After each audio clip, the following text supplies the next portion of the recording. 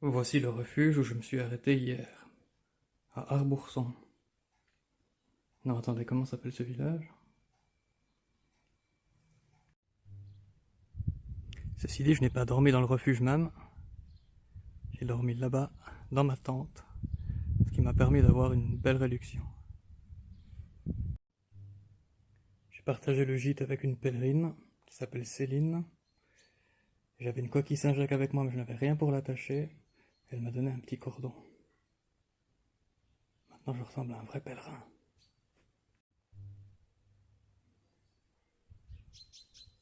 Le refuge est juste à côté de la mairie. Et maintenant, en route. Aujourd'hui, ils annoncent 27 degrés. Idéal pour marcher.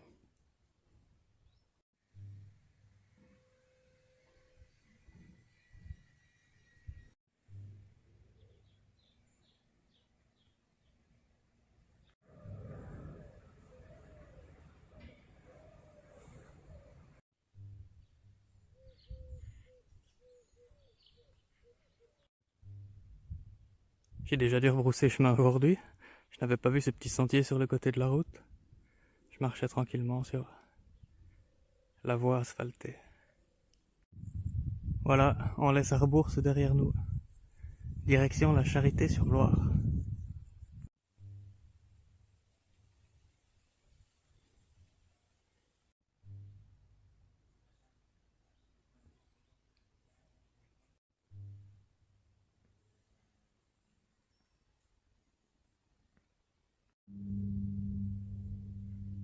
Le temps est couvert, mais c'est tout à fait agréable de marcher par une journée comme ça.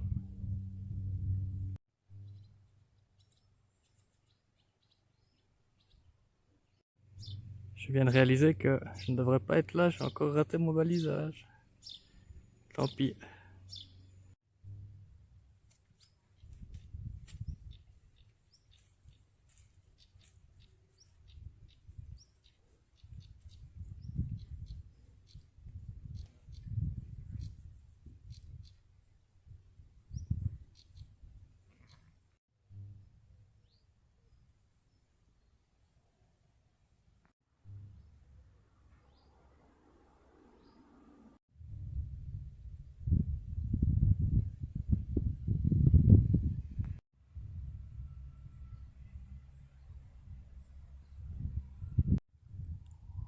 Je viens de casser la croûte à l'église de Murlin.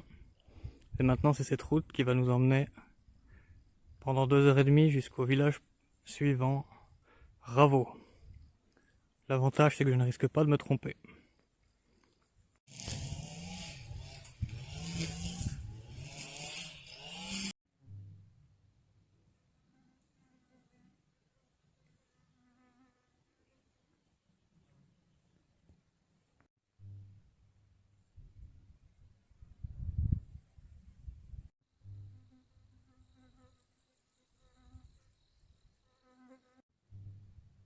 C'était une longue route monotone, mais le village n'est plus très loin désormais.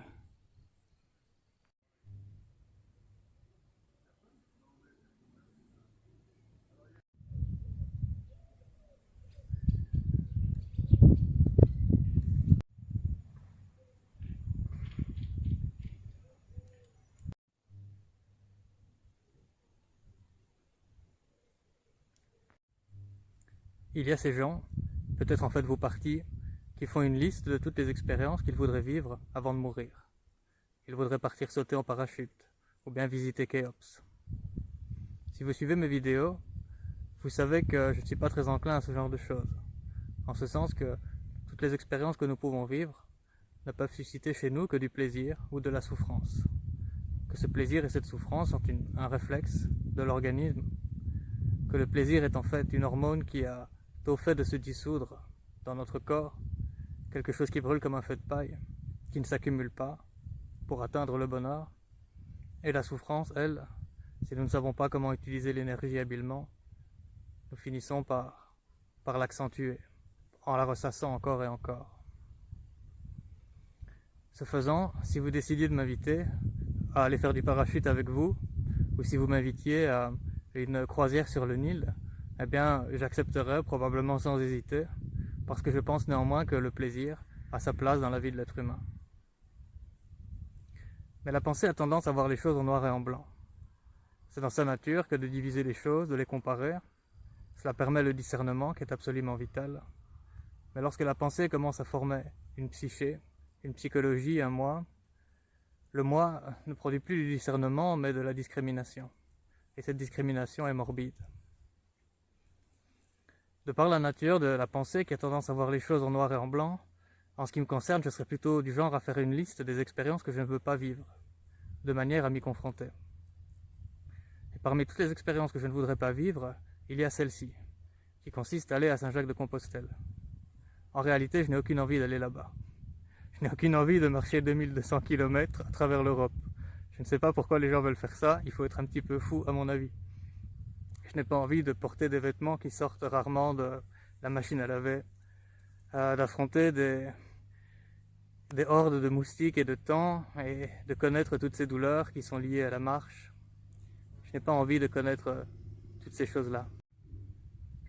Au fond, entre maintenant et le moment de notre mort, nous allons vivre toutes sortes d'expériences qui ne peuvent donc susciter chez nous que du plaisir ou de la souffrance. Et ces expériences ne sont-elles pas uniquement la répétition des mêmes formes, des mêmes couleurs, des mêmes situations, qui se réagencent toujours un petit peu différemment, jamais exactement les mêmes, mais n'est-ce pas toujours la répétition de la même chose?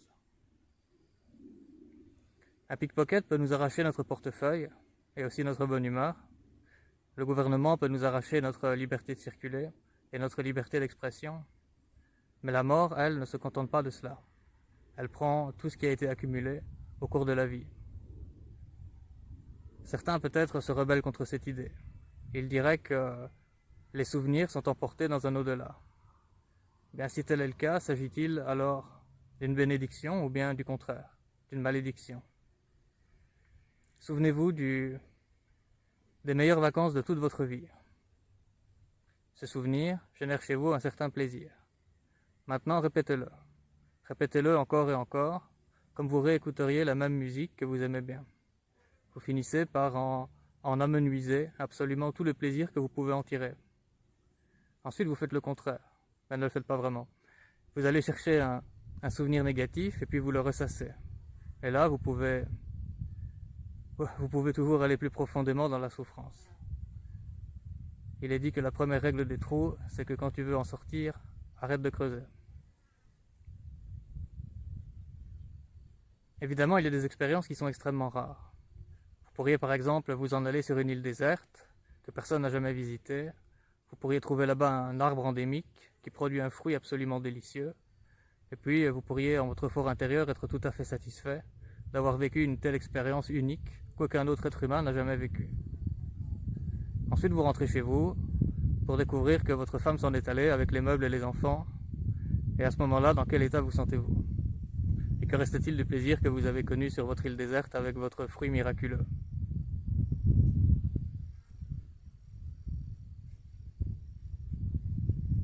Il me semble que l'essentiel ne se trouve pas dans les expériences que nous allons vivre, qui sont toujours la répétition des mêmes formes et des mêmes couleurs, et des mêmes sons et des mêmes sensations, mais que l'essentiel se trouve dans le fait de vivre lui-même. Que les gens heureux ne disent pas vraiment qu'ils sont heureux, qu'ils ne savent pas qu'ils sont heureux, parce qu'ils sont complètement investis dans l'action, dans la tâche qui les occupe.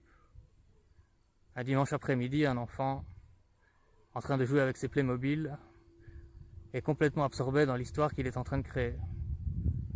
Et puis il se souvient soudain que demain il faut retourner à l'école, qu'il n'a pas encore fait ses devoirs. Et alors il y a cette souffrance qui naît en lui. Mais juste avant cela, il était totalement heureux, totalement investi dans la vie telle qu'elle apparaissait.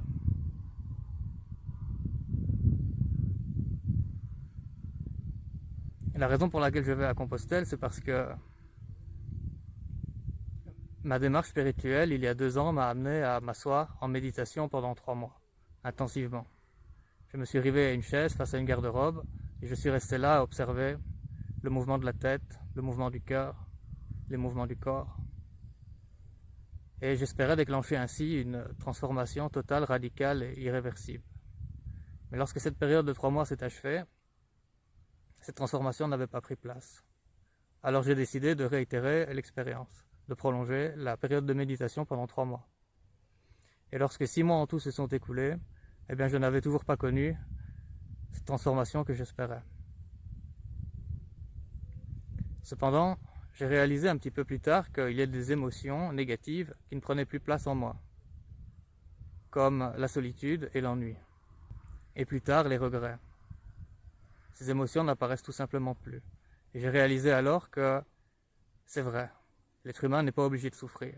La souffrance n'est pas inéluctable. Nous pouvons nous en libérer totalement. Mais je trouvais que ces 6 mois d'efforts avaient produit un résultat qui était extrêmement maigre. Et je me suis demandé s'il n'y avait pas un moyen d'accélérer ce processus. Par exemple, en se confrontant à toutes sortes de situations désagréables que l'on n'aurait pas envie de vivre, de manière à faire remonter ces nœuds à la surface, et puis, si on est habile assez à défaire les nœuds, à travailler avec l'énergie, à se libérer de la souffrance, une fois qu'elle est là. Mais je me rends compte que ma démarche ne fonctionne pas. Je me suis retrouvé confronté à toutes sortes de situations désagréables au cours de mon voyage. J'étais pratiquement à jeun au cours des 5 premiers jours, parce que je ne trouvais plus d'épicerie qui était ouverte. Celle que j'avais prévu de visiter, celle qui était présentée sur la carte, n'existait plus. J'ai connu des douleurs très importantes. J'ai boité pendant quelques jours. Il m'arrivait de ne plus savoir descendre les escaliers correctement. Je devais les descendre une marche à la fois. J'ai dû affronter des nuées de moustiques. Il y a eu toutes sortes de situations difficiles, mais l'esprit restait relativement impassible. Ou même si le mental, la pensée pouvait avoir des moments de mauvaise humeur, il y avait toujours en arrière-plan cette impassibilité de l'esprit qui regardait toute cette impermanence s'écouler tranquillement. Et certaines conversations que j'ai eues avec des pèlerins, notamment cet homme qui me disait combien il est important de manger le soir chaud parce que ça remonte le moral, de passer du temps avec d'autres pèlerins parce que ça remonte le moral. À aucun moment je dois dire que je n'ai souffert psychologiquement au cours du voyage. À une seule occasion en réalité. Il y a quelques jours à Taner, je me suis retrouvé confronté à un bénévole qui a été absolument odieux avec moi parce que j'avais osé le déranger à 18h30 alors que normalement il ne fallait plus téléphoner après 17h30, ce que je ne savais pas. À ce moment-là, j'ai connu une vive émotion. Et comme je réfléchissais à cela, je me suis rendu compte qu'en fait, les difficultés qui arrivent au corps ne sont plus quelque chose qui me touche vraiment, qui m'atteigne vraiment. Bon, évidemment, si je devais perdre un bras dans un duel contre un samouraï, peut-être que le mental en prendrait un coup. Mais les difficultés du chemin, en tout cas, ne bouleversent pas l'esprit, tel que je l'espérais. C'est lorsque le moi est attaqué.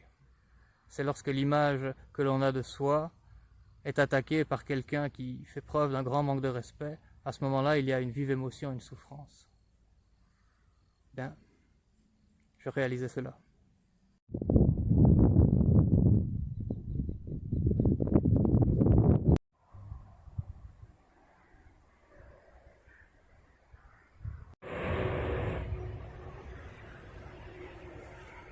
Là-haut, c'est le tumulte de la pensée. Là, il paraît qu'il y a un passage par le cœur. Eh ben en fait, c'est pas par ici. Je me serais encore trompé de direction aujourd'hui.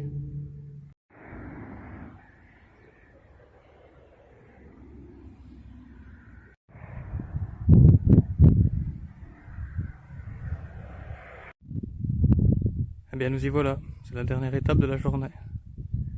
Et demain, ils annoncent de la pluie, comme vous pouvez vous en douter.